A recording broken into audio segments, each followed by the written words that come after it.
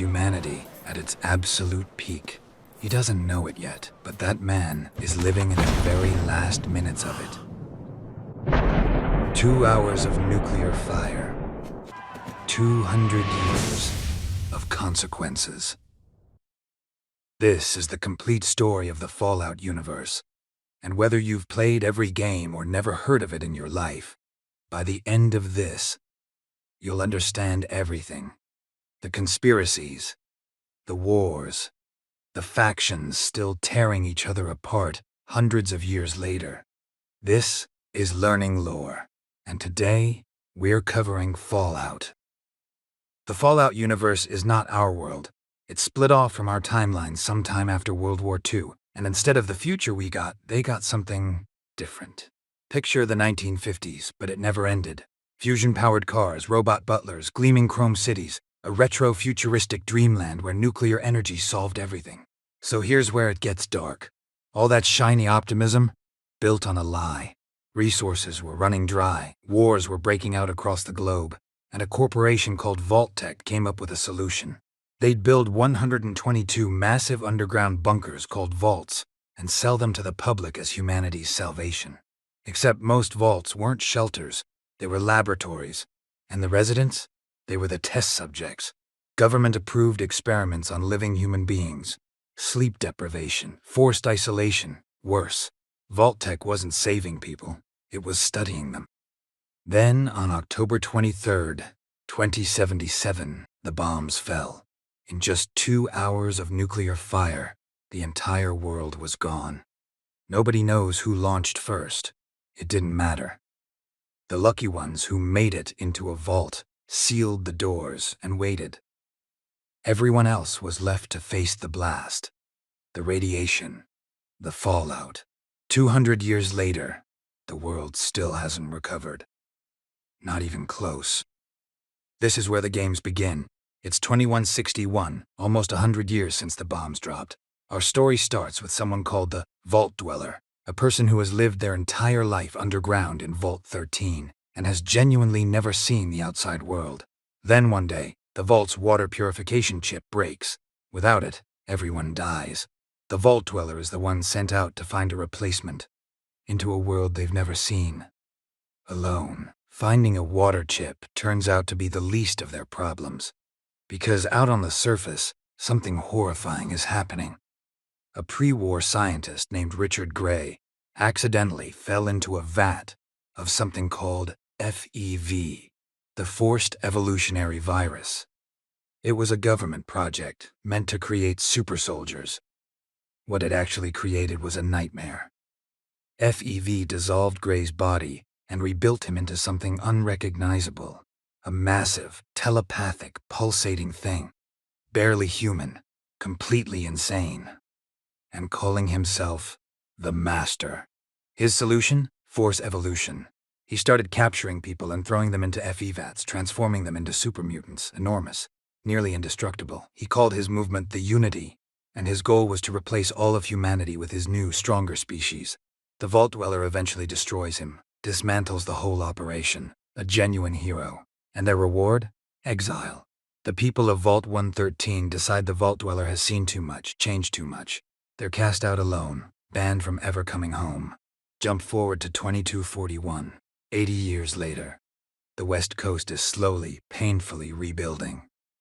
The survivors from Vault 15 have done something genuinely remarkable. They've formed a government. A real one. Courts, elections, soldiers, trade routes.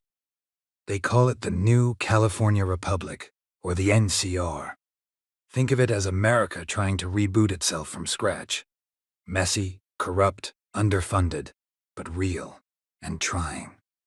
Our new hero is the Chosen One, a tribal warrior and the grandchild of the original Vault Dweller. But just as things are looking up, a ghost from the old world resurfaces.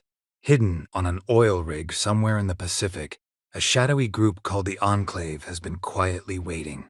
Here's who the Enclave are. The direct descendants of the pre-war U.S. government.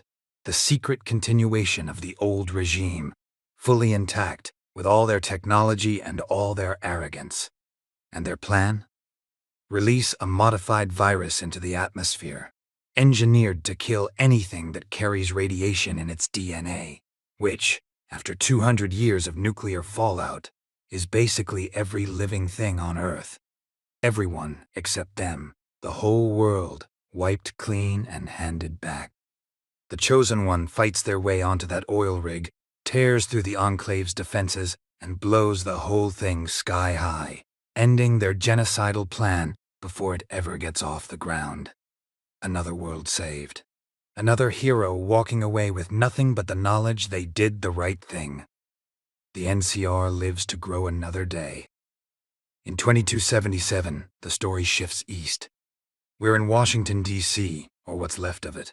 They call it the capital Wasteland now. The Washington Monument still stands, somehow, but everything around it is rubble. Super mutants have taken over half the city, raiders control the roads, and the whole population is dying of thirst because every water source in the region is contaminated with radiation. There's no NCR out here, no government at all, just desperation. The only thing standing between the people and total collapse is the Brotherhood of Steel. Now, the Brotherhood is one of the most important factions in all of Fallout, so let's get this right. They started as a group of military soldiers who refused to give up their pre-war technology after the bombs dropped. Over the centuries, they became a quasi-religious military order, obsessed with hoarding old-world tech. The Capital Wasteland chapter is unusual. They actually care about protecting people. They're fighting a losing war against the super mutant tide, just to keep what little civilian life remains. Our protagonist this time is the Lone Wanderer, a teenager from Vault 101 who escapes underground life to find their missing father. That search leads them straight into the center of everything. Their father had been working on Project Purity, a device that could clean every drop of water in the DC region. The Enclave resurfaces once again to poison it. The Lone Wanderer and the Brotherhood stop them.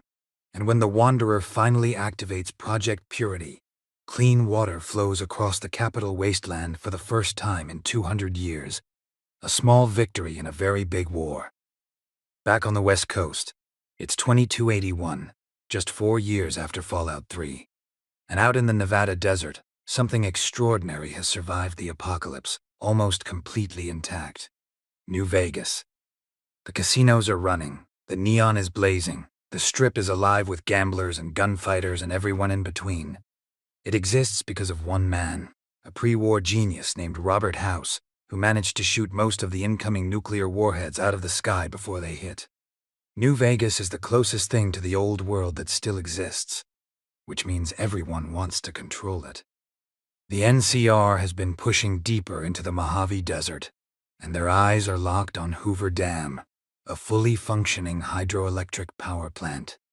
Whoever controls Hoover Dam controls electricity for the entire region. That's a kind of power no one in the Wasteland has ever held. The NCR wants it desperately. They've stretched their army dangerously thin, trying to hold it. And then there's Caesar's Legion. If the NCR is America trying to be reborn, the Legion is Rome, an enormous slaver army built by a man who literally calls himself Caesar, who has swept through hundreds of tribal settlements, absorbing or destroying everything in his path. They don't use guns, they use numbers, fear, and brutal discipline, and they are marching on New Vegas. Caught in the middle is the Courier, a mail carrier who was shot in the head at the very start of the game, dug out of a shallow grave, and somehow sent back into the world.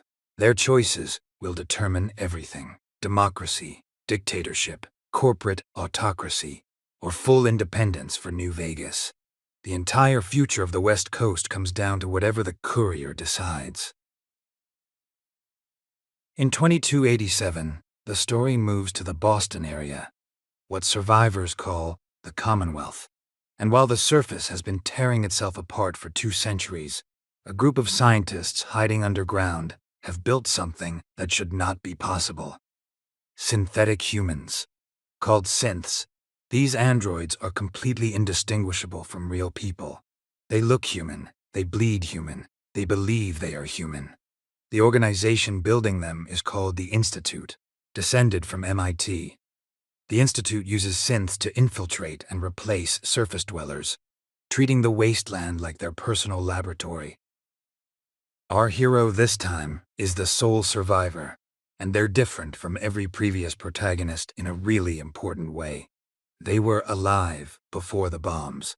A war veteran with a spouse and a newborn son. They were frozen in cryosleep inside Vault 111, just seconds before the Great War hit. They woke up 210 years later to find their spouse murdered, their son stolen, and everyone they ever knew dead.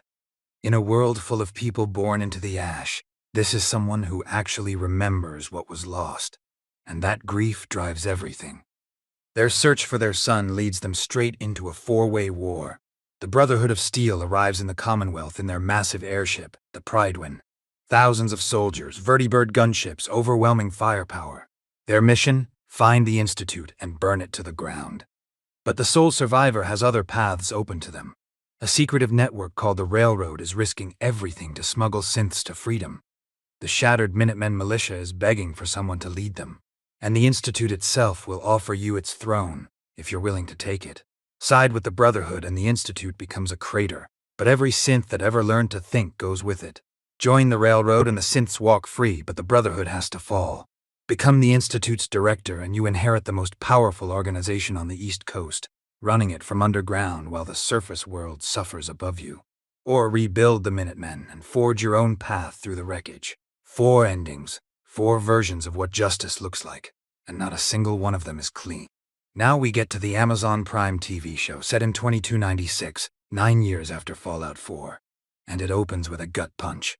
The NCR, the democracy, the government, the entire civilization the Chosen One bled to protect, is gone. Their capital, Shady Sands, has been completely nuked. Erased from the map, everything they built, everything they stood for. A crater in the California desert. The show follows 3 characters.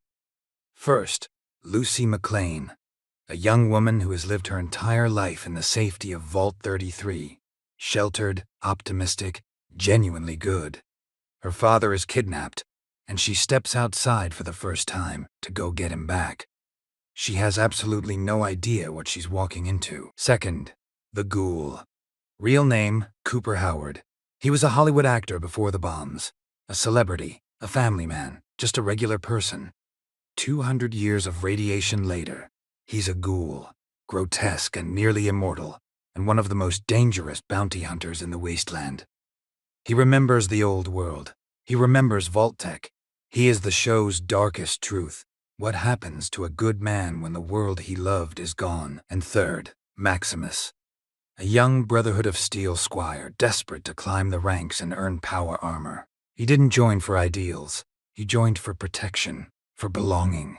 His entire arc is about figuring out what he actually believes in when the Brotherhood can't give him that answer. Season 1 ends with the biggest revelation in the franchise's history.